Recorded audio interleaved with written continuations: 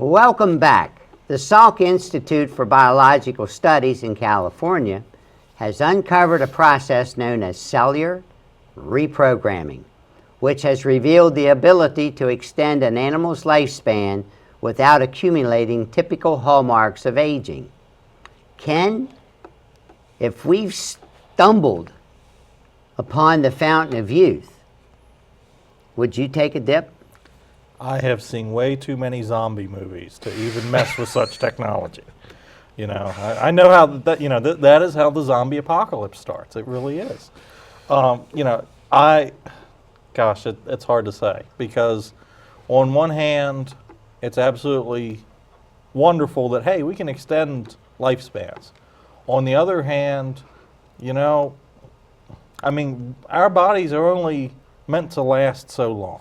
969 years. Yeah, I mean, you know, I forget what movie it was. There was a movie where people had these clocks on their arms, and they could actually transfer time from one person to another. All right, and there was one person on there, he was saying he was like 1,000 years old or something like that. The guy ended up going crazy and killing himself because he was so old. All right, I don't know if mentally we're prepared to live longer than we already You don't do. want to go back into biblical times then when people lived to be 900 years old. You know, now on the same token though, gosh, I would absolutely love that for my pets. You know, I mean, wouldn't it be great if we could double, you know, the lifespan of our pets? I would absolutely love that, to have my dog live twice as long as he would otherwise. There was a movie like that, wasn't it? Arnold Schwarzenegger? They cloned them. Yes, yeah. they cloned the pets, Yeah. but you could just keep reproducing them. You know, the one thing, you know, it brings in mind that one retirement commercial, are you prepared for, okay, the woman's out there playing tennis and she has, you know, I don't know if I would extend what my natural course of life on this planet is supposed to be. Not because maybe I don't have plans for the future, but you know, there's a divine plan, at least in my mind, of how long I should be breathing on this earth, and you know, having an intersection with that, having someone play around on a cellular level and reprogram.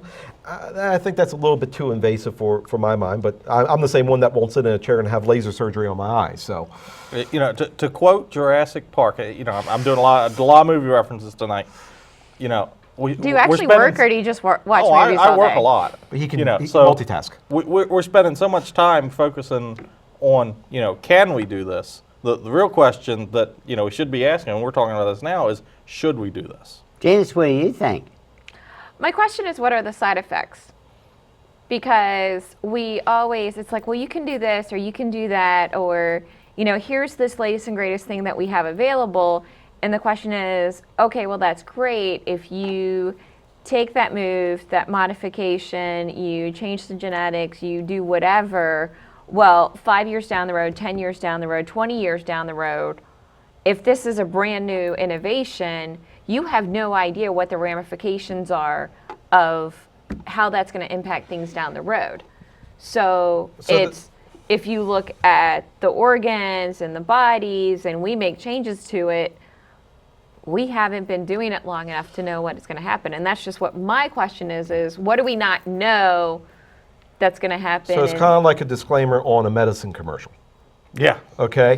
This is going to solve this problem. Yeah. It will cure a hangnail, but you may be bleeding from your eyeballs when it's all said and done. Right. And you could die. Yeah, you could die, yes. Yeah. Just go ahead and put my head inside of a robot and let's get it over with. You know, this week we lost a great American actress, Zsa Zsa Gabor.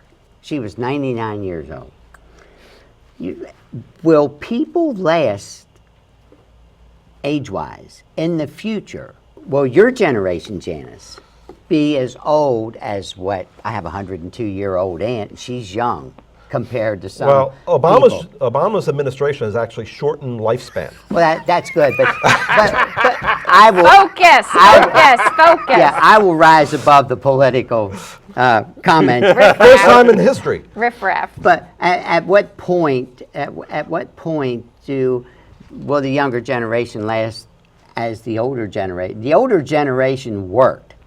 They didn't sit around with their thumbs doing Well, they're going to have this. carpal tunnel syndrome. That's the issue with the younger generation. And neck issues because their head's always like this. Yeah, we think they're praying, but they're really actually playing a video Right. game. Yes. And I know if I look at my grandparents both had farms, and one was predominantly orchard and fruit and vegetables, and the other was a dairy farm, and they were out working with their hands every day. And What were their ages when they passed, or are they still living?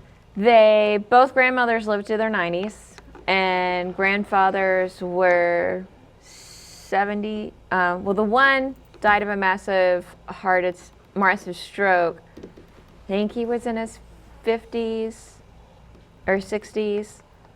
But his spouse, my grandmother, lived to be in her early 90s.